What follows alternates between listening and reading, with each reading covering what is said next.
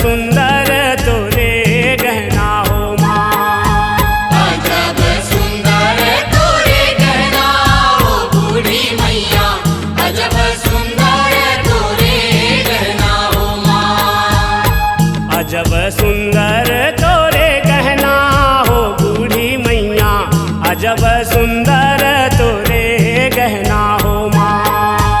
अजब सुंदर तोरे गहना हो बूढ़ी मैया, अजब सुंदर तोरे गहना हो माँ। ओ अजब सुंदर तोरे गहना हो बूढ़ी दाई, अजब सुंदर तोरे गहना हो माँ। अजब सुंदर तोरे गहना हो बूढ़ी दाई, अजब सुंदर तोरे गहना हो माँ। ये हो अजब सुंदर तोरे गहना हो बूढ़ी दाई, अजब सुंदर तोरे गहना हो माँ।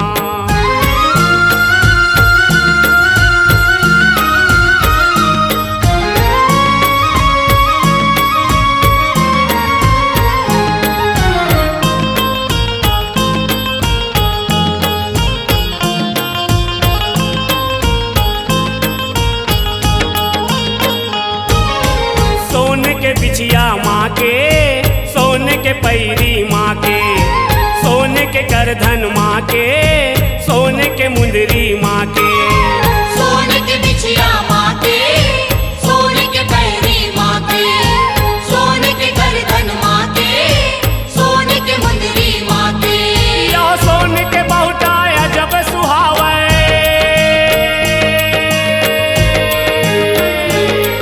यो सोन के बहुटा अजब सुहावे, सोने के नथनी माँ के वो बूढ़ी दाई, अजब सुंदर तोरे गहना हो माँ।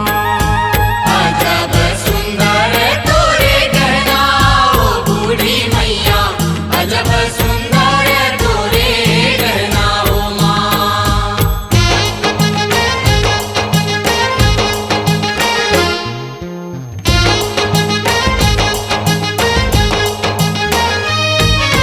सोन के हरवा माँ के, सोन के फुल्ली माँ के, सोन के झुमका माँ के, सोन के बाली माँ के।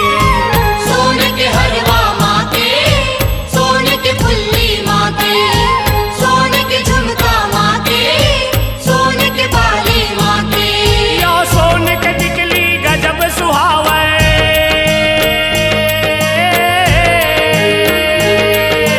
सोन के टिकली गजब सुहावे, लाली चुनरी बड़ा सुहावे हो दुर्गा दाई, अजब सुंदर तोरे गहना हो माँ।